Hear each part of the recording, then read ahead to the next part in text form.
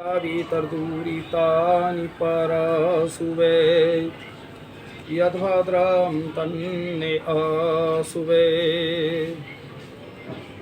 आज मैं आर्यवेद दर्शन पर भाई श्री मध्य भागवत मध्य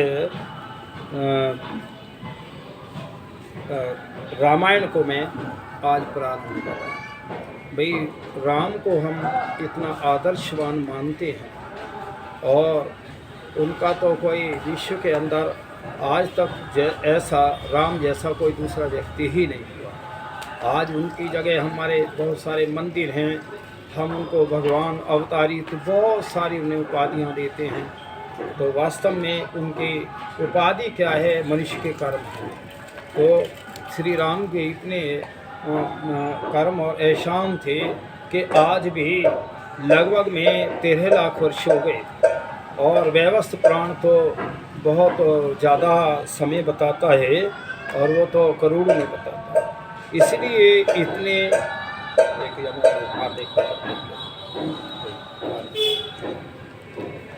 इतने वर्षों तक और हमें ऐसा वो होता है कि राम आज भी हमारे घरों में है।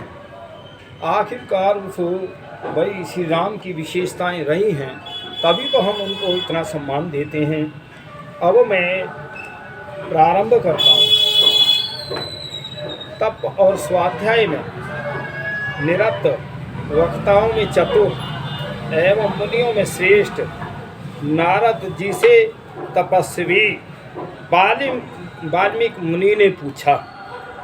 और देखिए, जो नारद कहते हैं, नारद मुनि कहते हैं ना, खबर लाए हैं। ये हमारे पत्रकार जितने मीडिया प्रभारी है, ये सब नारद हैं और इनको नारद मुनि की प्रार्थना देनी चाहिए, क्योंकि ये देश विदेशों की हमें खबर बताते हैं। तो फिर कहने लगे कि भगवान इस समय इस संसार में गुणवान, सूरवीर, धर्मयज्ञ, कृतज्ञ, सत्यवादी और दृढ़ प्रतिज्ञ कौन है? तो ऐसा वो वाल्मीकि से और नारद मुनि पूछते हैं। तो वो कहने लगे, धैर्ययुक्त, काम, क्रोध आदि शत्रुओं का विजेता, कांति युक्त, ईर्षा तथा निंदा न करने वाला तथा युद्ध में और क्रोध होने पर देवताओं को भी भयभीत करने वाला कौन है? ये राम की विशेषताएं हैं और हम राम को ऐसे ही हम याद नहीं करते। वो हमारे महापुरुष हैं, वो हमारे पूर्वज हैं। तो हे महर्षि, ऐसे गुणों में युक्त व्यक्ति के संबंध में जानने की मुझे उत्कृष्ट अभिलाषा है और आप इस प्रकार के मनुष्य को जानने में समर्थ हैं। तो उस समय यह सुन तीनों लोगों का वृतांत जानने वाले देव ऋषि नारद प्रश्न होकर कहने लगे। तो देखिए भाई, वो तो सारे लोकांतरों में घूमते थे, सारे विश्व के अंदर घूमते थे, तो उन्हें ये सारे उनकी रिपोर्टें थी उनके पास कि आज संसार में कौन प्रसिद्ध है। ये भाई महर्षि नारद मुनि बता रहे हैं।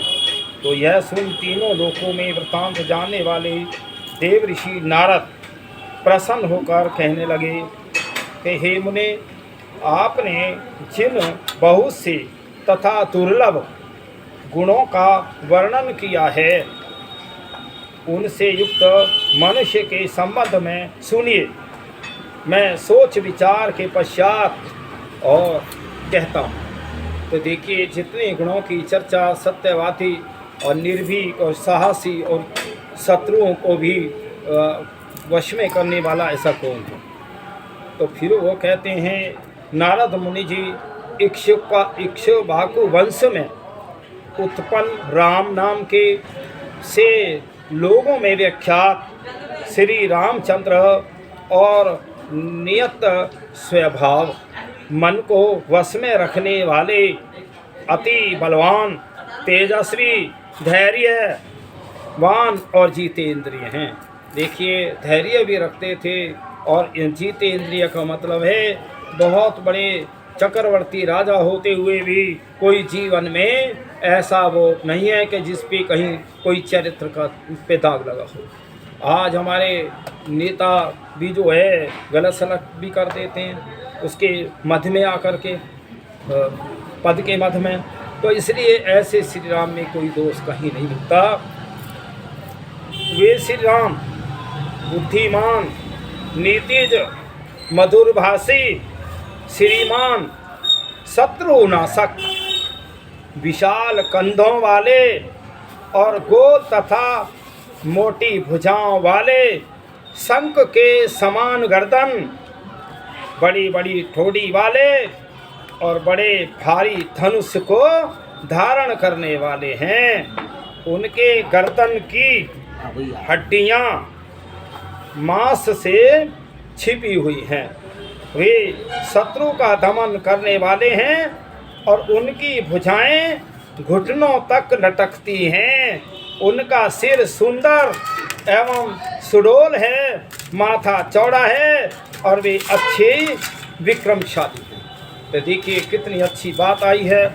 मेरे ख्याल में अगर आज हम संसार के लोगों में नापें, ये तुलना करें शरीर की भी, तो मुश्किल ही कोई मिलेगा।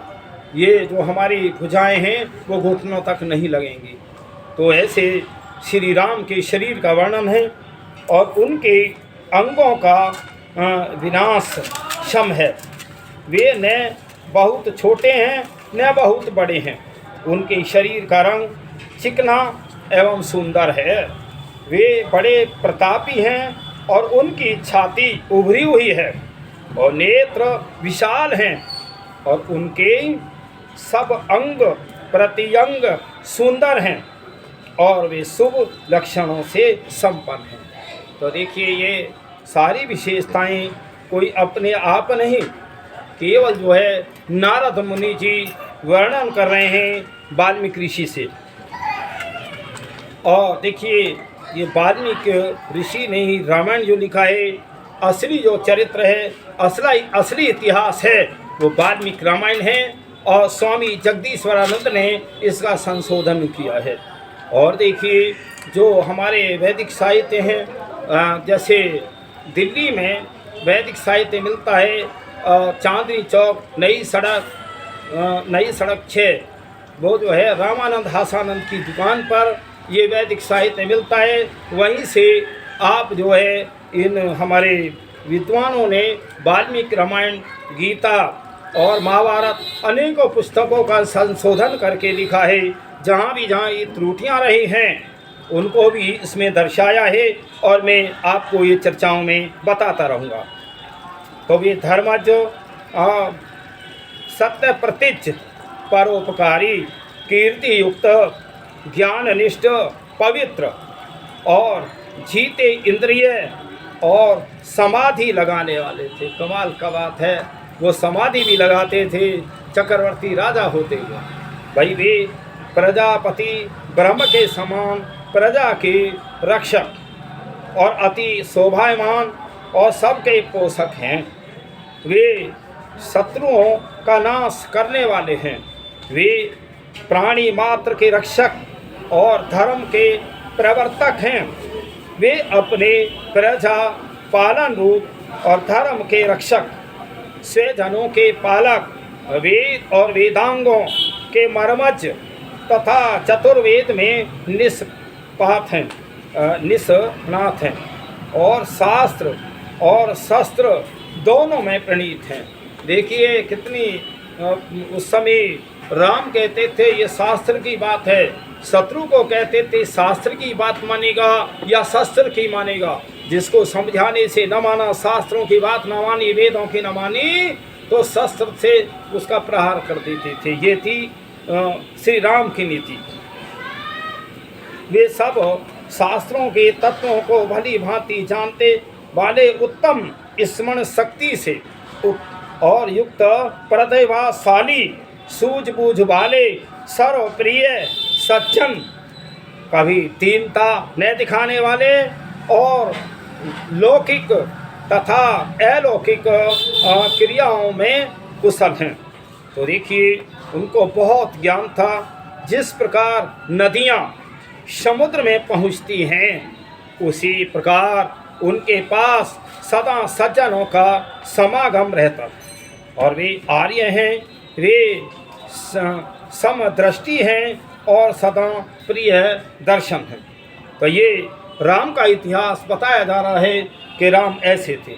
देखिए ये कोई कम विशेषता नहीं है, चक्रवर्ती राजा होकर के और इतने जो है अच्छे गुण होना और वेदों को जानना, योग साधना में रहना, फिर भी राम गुणों से युक्त और कौशल्या के आनंद को बढ़ाने वाले।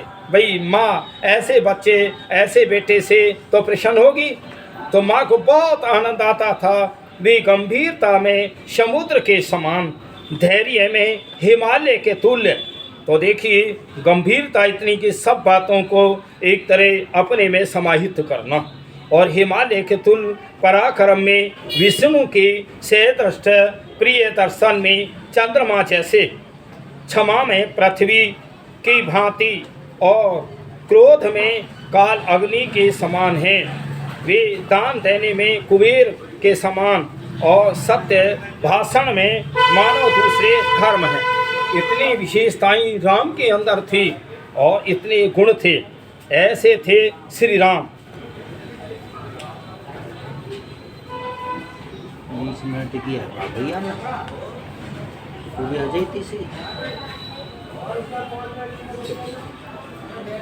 तो देखिए आर्य शब्द में उदारता, नम्रता, श्रेष्ठता, सरलता, साहस, पवित्रता, दया, निर्बल, संरक्षण, ज्ञान के लिए उत्सुकता और सामाजिक कर्तव्य पालन आदि सब उत्तम गुणों का समावेश हो जाता है।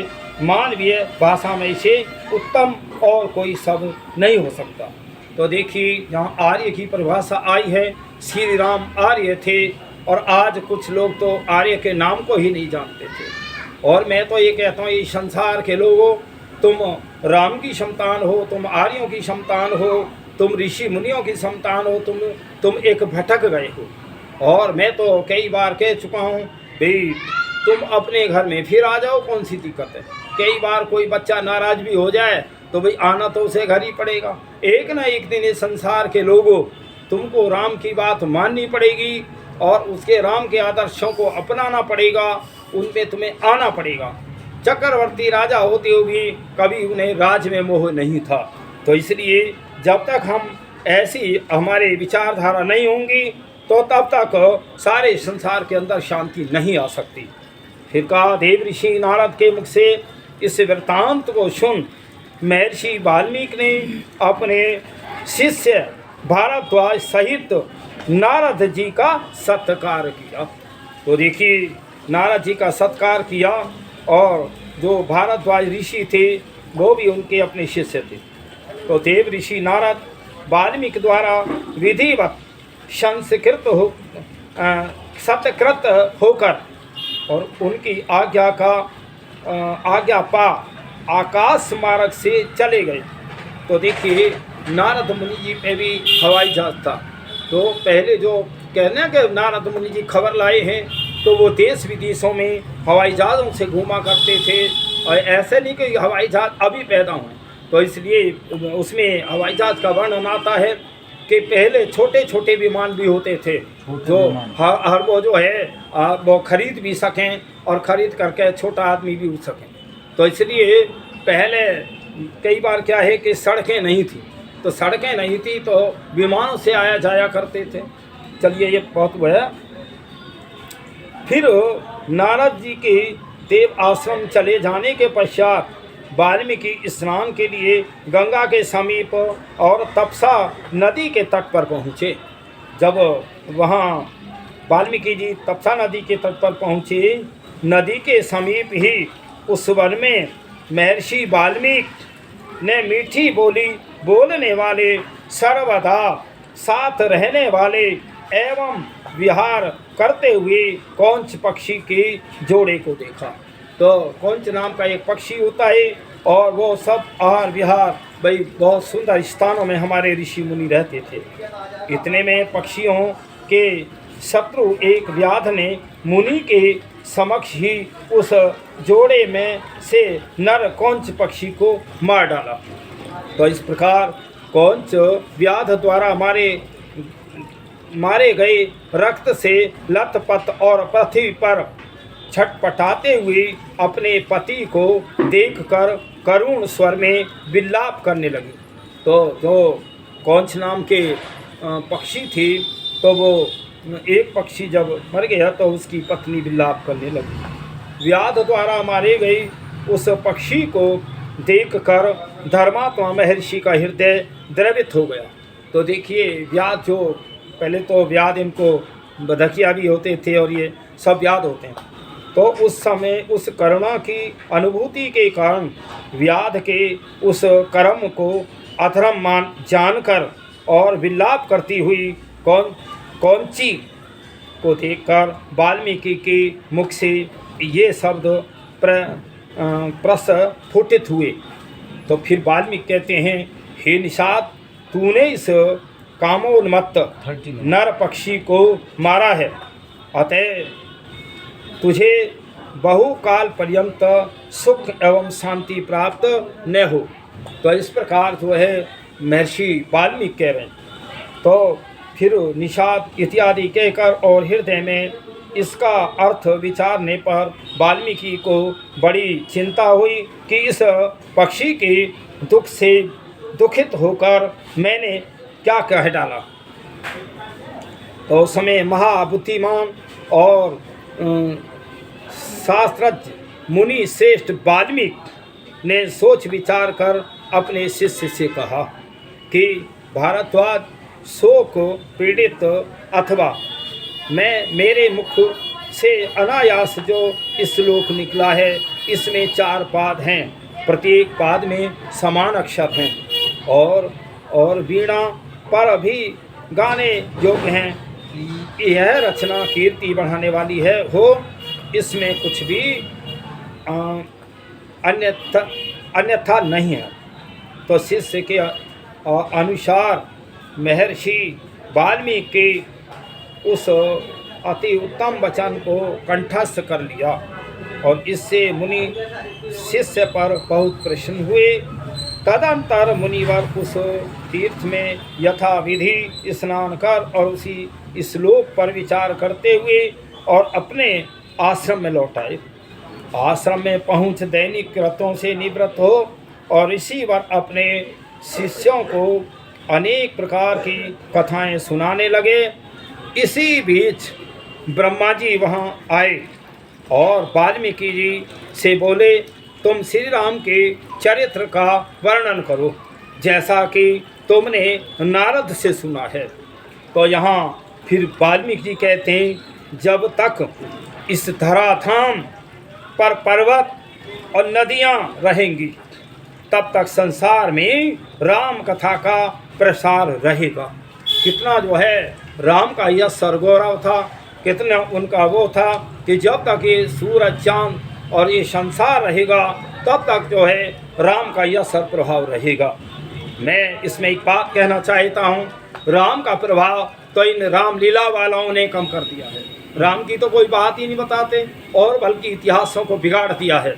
तो मैं ये बताना चाहता हूँ, अगर ये राम का इतिहास सही तरीके से बताया जाता, राम की लीलाएं होती, राम की चर्चाएं होती, राम का इतिहास होता, तो हम गुलाम भी न होते। लेकिन कारण जो है, हमने अपने महापुरुषों के इतिहास को बिगाड़ा और उसका ही ये परिणाम हमें भोगना पड़ रहा है। इसीलिए हम गुलाम हुए। तो शुद्ध अंतःकरण वाले वाल्मीकि की समझ में यह बात आ गई और ऐसे ही श्लोकों में मैं संपूर्ण रामायण काव्य की रचना करूँगा। तो वो ये पहले अभी शुरुआत है।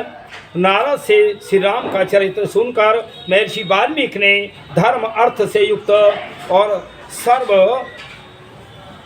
जन हितकारी श्री राम के जीवन की घटनाओं को उत्तम प्रकार से एकत्र करना आरंभ किया। तो श्री राम, लक्ष्मण, सीता और पत्नियों तथा राष्ट्र सहित दशरथ जी का जो कुछ हंसना बोलना आदि वृतांत और चरित्र थे, उन सब को महर्षि वाल्मीकि ने अपने धर्म बल से यथावत जान लिया। तो देखिए, अब मैं थोड़ा सा जान लिया। उसके बाद फिर सत्य प्रतिज्ञ और राम ने सीता और लक्ष्मण के साथ वन में विचरते हुए जो कुछ किया था, उस सब का भी मुनि वाल्मीकि ने साक्षात्कार किया है। और तदंतर धर्मात्मा मुनि ने एकाग्रचित्त होकर उन सब चरित्रों को जो पहले हो चुके थे और हथेली पर रखे हुए आमले की भांति देखा।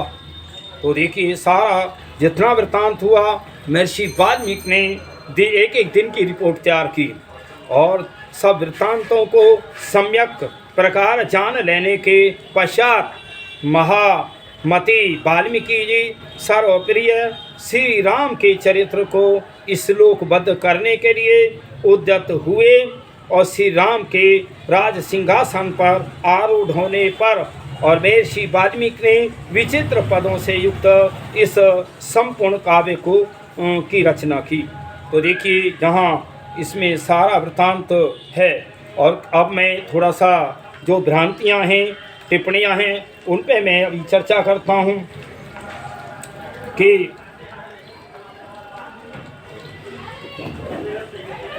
समय तो हो गया, 2-3 मिनट।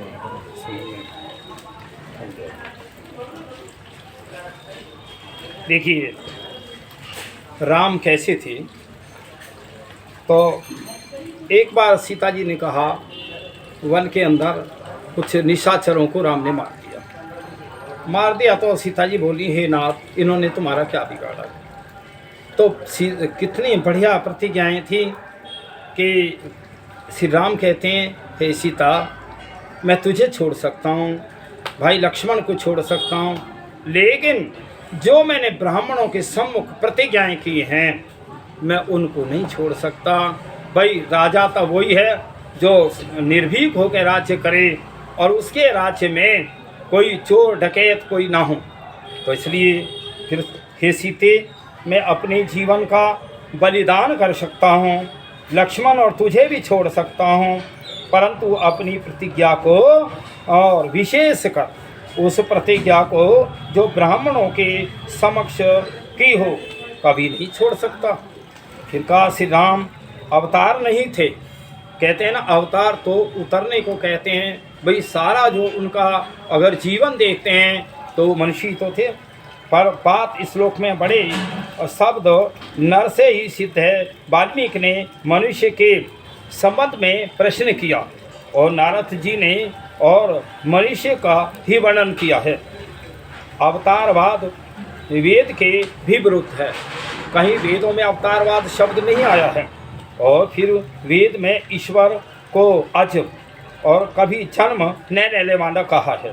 अन्यत्र कहा है स पर्यक्त, ये वह सर्वत्र व्यापक हैं। जो अजन्मा है उसका जन्म कैसा, जो जन्म लिया है जिसने उसका अजन्मा कैसा, और जो सर्वत्र व्यापक है वह एक देशी कैसे हो सकता है। अवतार का अर्थ होता है उतरना। जो कभी चढ़ा ही नहीं उसका अवतरण कैसा। तो यहाँ श्री राम को आर्य कहा गया है। आजकल कुछ व्यक्ति आर्य शब्द से चिढ़ते हैं और वस्तुतः हम हैं आर्य ही। चारों वेदों में और मनु आदि स्मृतियों में, उपनिषदों में, रामायण, महाभारत और 18 पुराणों में सर्वत्र हमारा नाम आर्य ही है बताया गया है।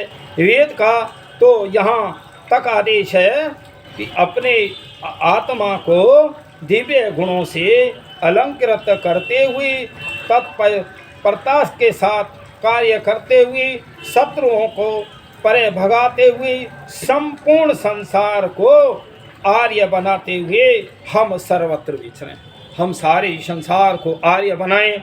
ऐसा हमारे ऋषि मुनियों का पहले से आदेश है। और यहाँ भाई वाल्मीकि जो हैं बहुत बड़े ऊंचे ऋषि थे। फिर आता है आर्य शब्द, उदारता।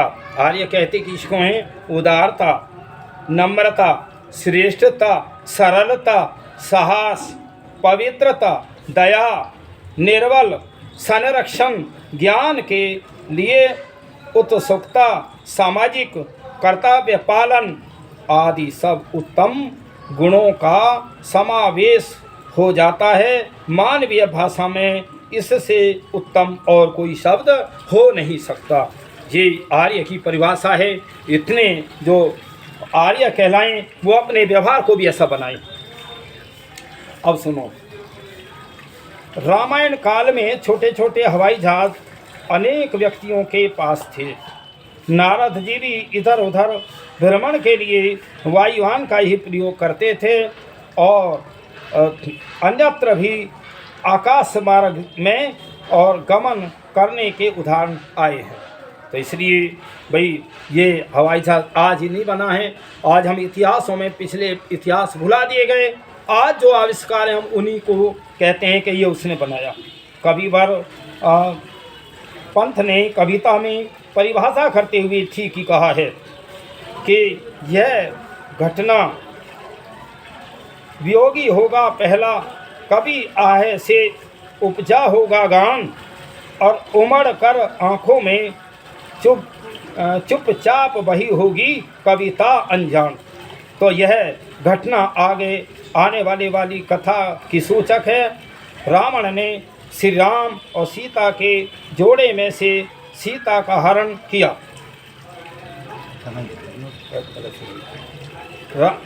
रावण निषाद के समान और सीता और तथा राम कौंच के जोड़े के प्रतीक हैं। काव्य में दृष्टि से यह घटना अत्यंत रोचक है। तो देखिए, अब सुनो, थोड़ा सा भ्रांति है। महर्षि वाल्मीकि के संबंध में लोगों में एक भ्रांत धारणा फैली है कि वे आरंभ से डाकू थे और रामायण में तो उसके संबंध में यही घटना उपलब्ध होती है। वाल्मीकि के संबंध में रामायण को ही प्रमाणित माना जा सकता है। सीता जी की पवित्रता की साक्षी देते हुए उन्होंने कहा, हे राम, मैं तो वाल्मीकि ऋषि जो है अपना वो कह रहे हैं, परिचय दे रहे हैं, हे राम, मैं प्रचेतस मुनि का 10वां पुत्र हूँ। मैंने मन, वचन और कर्म से कभी पाप आचरण नहीं किया है। इस श्लोक के विद्यमान रहते हुए महर्षि वाल्मीकि के संबंध में यह कैसे कहा जा सकता है कि वे शैशव अवस्था में और डाकू रहे हों? जवान अवस्था या बचपन में वे डाकू नहीं थे। वे वाल्मीकि कोई और हों और हो सकते हैं। एक ही नाम के अनेक व्यक्तियों का होना असंभव नहीं है। देखिए, इस सूरजपुर नगर के अंदर एक नाम के बहुत सारे व्यक्ति मिल जाएंगे। मेरे नाम के भी 10-20 लोग मिल जाएंगे, लेकिन सबके गुणकर्म स्वभाव अलग हैं। वाल्मीकि ऋषि तो वो प्रचेतस ऋषि की 10वीं पीढ़ी में हुए हैं। तो ये रामायण कह रही है, ये लोगों ने गलत धारणा कर दी है कि भाई वाल्मीकि तो वो चोर और डाकू थे। ये सब गलत ये विचार अगर सही होते तो आज हम गुलाम भी न होते। इसलिए संसार के लोगों, तुम रामलीलाएँ करते हो और बहुत कुछ हो। राम को सुबह उठते ही राम राम जी, राम राम जी, राम राम जी तो करते हो। राम की कितने मानते हो? राम के मंदिर बहुत हैं। राम के मंदिरों में कहाँ रामायण रखी हैं और कहाँ रामायण का पाठ होता है? तो इसलिए आज मैं थोड़ा सा राम की विशेषताएं बताएं और भाई वाल्मीकि ऋषि और नारद मुनि जी के विशेषताएं बताई हैं। मैं अब आगे जो है फिर रामायण पे चर्चाएं करूंगा। तो मैं इस संसार के लोगों, तुम राम को मानो, राम को जानो। वास्तव में तुम आज भी वो से एक तरह सारे विश्व के राजा हो सकते हो, ऐसा नहीं है। तो मैं आज इतना ही कह कर के ओम शम।